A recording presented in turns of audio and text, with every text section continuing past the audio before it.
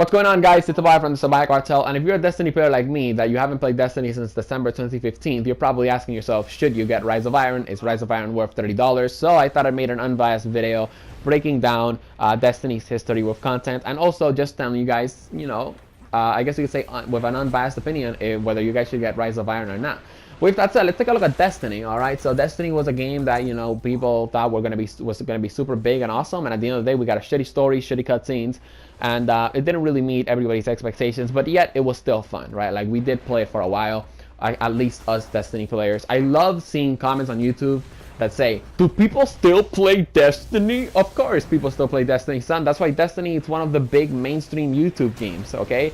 If Destiny wasn't mainstream and if people didn't play Destiny, then Destiny would be like Star Wars Battlefront on YouTube.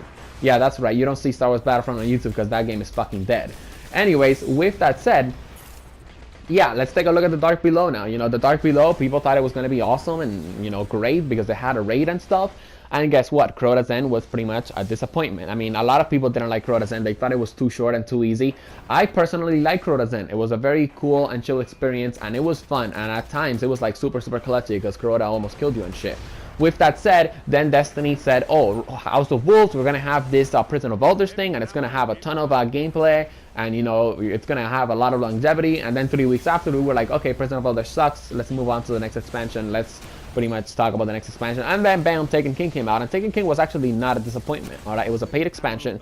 And mainly what I'm trying to say, and the main reason why I broke down Destiny's history with content is that Bungie is starting to realize that us players are kind of catching on. All right, like if we pay for content, they want the content to be great.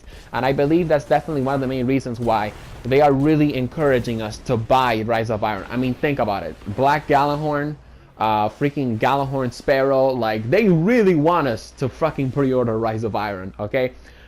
So with that said, let me just get to the bottom of the barrel, okay? Should you get Destiny Rise of Iron, considering that the content history with Destiny hasn't been too great in the past? And my answer is going to be yes. Okay, now I'm not just saying this because I actually had a ton of fun with Destiny the Taken King. I'm just saying this because, look guys, it costs $30, okay? Bungie knows that, they can't fuck with us anymore when it comes down to our money, alright? And if they're gonna bring a paid expansion, like it has to be at least great. If not, we're going to complain, alright? Anyways, the expansion, it's going to be $30, and we're going to get a story. I'm pretty sure we're going to get cutscenes. I'm not so sure. If we're not going to get cutscenes, let me know in the comment sections below, please, okay? But anyways, we're going to be getting a storyline, all right, about the Siva virus and the Iron Lords. We're going to get Fellwinter's Peak, where I believe we can become an Iron Lord. We're going to get the Plague Lands, which is a new area to discover. We're going to get a new enemy. We're going to get revamped strikes. And on top of all that, we're going to be getting a new raid and, of course, an increased light level. And, of course, we're going to be able to reach this increased light level by not playing King's Fall. And, of course, there's a new raid that's coming in. So, quite honestly, there is at least, if you're like a super hardcore player, there is at least 2 months of content right there for you. And if you're like really big into the raid and all that stuff and raiding, there's probably 3 or 4 months worth of content with Rise of Iron. And that's like if you're like casual, like average, but also hardcore player. Like if you're like a super hardcore player, I'm pretty sure the content is gonna last you like maybe 3 months. But yeah, quite honestly guys, look, I'm looking forward to Destiny Rise of Iron, okay? I didn't know if I was going to get it or not, but I said, you know what, it's going to have a story, it's going to have some cool cutscenes, hopefully. It's going to have this new thing where you can become an Iron Lord. It's going to have new strikes, or at least one, or revamped strikes or whatever.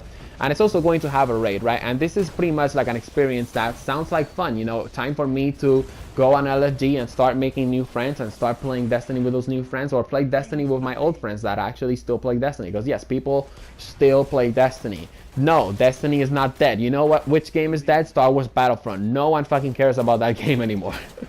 Seriously, God, it sucks that that game was a huge failure because I really wanted that game to succeed on YouTube. But anyways, I'm getting off topic again. But yeah, should you get Rise of Iron? Yes, definitely. Guys, get Rise of Iron. It's only $30. You're going to get your money's worth for sure. And like I said, if you're like a Destiny fan like me that you haven't played pretty much since December 2015 because the live team the live team content and the April update didn't really do it for you, I'm 100% sure Rise of Iron it's going to do it for you. But hey, maybe I could be wrong. So, there's also that.